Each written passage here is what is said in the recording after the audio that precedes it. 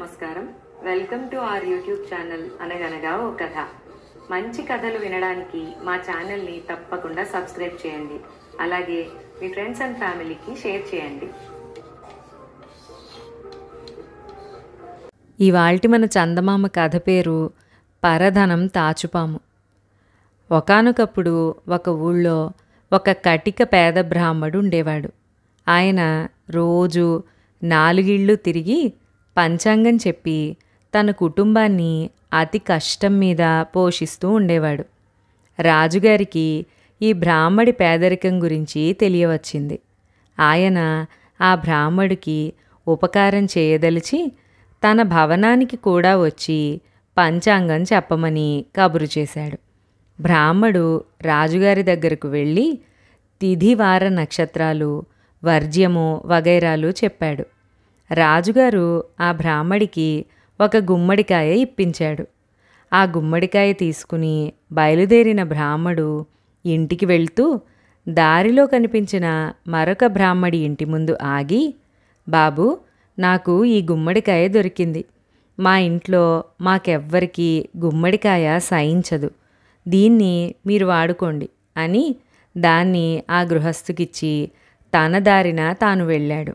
తరువాత ఆ ఇంటి యజమాని భార్య కూర చేద్దామని ఆ గుమ్మడికాయ తరిగేసరికి అందులోంచి ఇంత బంగారం ముద్ద కింద పడింది. అయ్యో పాపం, ఆ పంచాంగం బ్రాహ్మడు ఈ గుమ్మడికాయలో బంగారం ఉందని తెలియక దీన్ని కాస్త మనకిచ్చేశాడు. అతని సొమ్ము మనకెందుకు?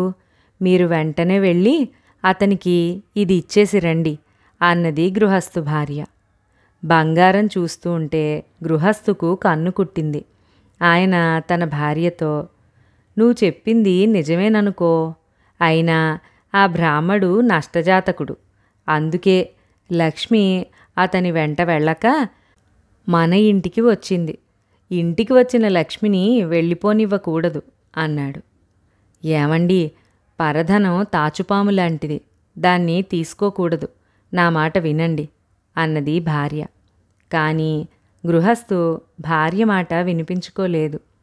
మర్నాడు పంచాంగం చదవటానికి వచ్చినప్పుడు రాజు పేద బ్రాహ్మడితో, ఏమయ్యా బ్రాహ్మడా, నిన్న నేనిచ్చిన గుమ్మడికాయ వండుకుని తిన్నారా?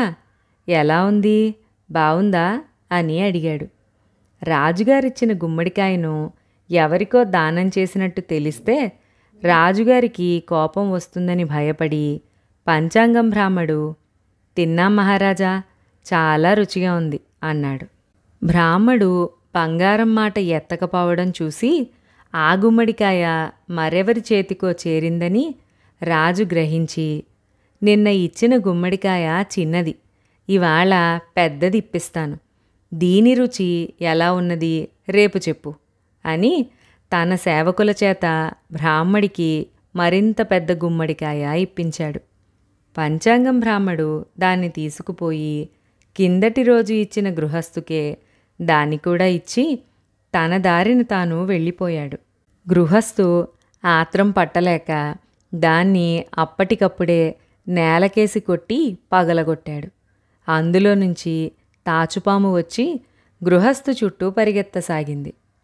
ఏమేవ్ పాము, నా మీద పగబట్టింది, దీన్నెలాగైనా చంపాలే అంటూ గృహస్థు కేకలు పెట్టాడు. పరధనం తాచుపామండి అంటే విన్నారా అంటూ ఆ ఇల్లాలు ఒక్క పరుగున పంచాంగం బ్రాహ్మడుండే పూరికొంపకు పరిగెత్తి, నాయనా, బాబు, నా పసుపు కుంకుమ నిలబెట్టు, నీ బంగారం నువ్వు తీసుకుని మా ఆయనను తాచుపాము నుంచి కాపాడు అని లబలబలాడసాగింది.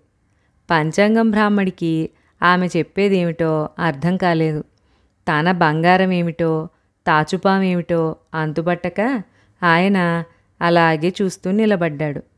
గృహస్థు భార్య ఆయనను చెయ్యి పట్టుకుని తన ఇంటికి లాక్కుపోయింది. అప్పటికి గృహస్థు ఇంటి ముందు చాలామంది గుమికూడారు. గృహస్థు భయంతో రొప్పుతూ జరిగిందంతా 10 మందికి చెబుతున్నాడు. ఈ హడావిడిలో పాము ఎటో పారిపోయింది. పంచాంగం బ్రాహ్మణ్ణి చూడగానే గృహస్థు, వచ్చావా నాయనా, నీ బంగారం కాజేసినందుకు నాకివాళ పాము నుంచి వెంట్రుక వాసిలో చావు తప్పింది. నీ సొమ్ము నువ్వు తీసుకుపో అన్నాడు. రాజుగారు ఈరోజు పంచాంగం బ్రాహ్మడి వెనుక తన మనుషులను పంపాడు. వాళ్ళు జరిగిందంతా చూసి వెళ్ళి రాజుగారికి చెప్పారు. తాను వేసిన ఎత్తు పారినందుకు రాజుగారు చాలా ఆనందపడ్డారు. ఇక్కడితో ఈ చిన్ని కథ సమాప్తం. మరొక మంచి కథలో మళ్ళీ కలుసుకుందాం. మొదటిసారి మన ఛానల్ చూస్తున్న వాళ్ళు ఎవరైనా ఉంటే తప్పకుండా మంచి కథలు వినడం కోసం సబ్స్క్రైబ్ చేయండి.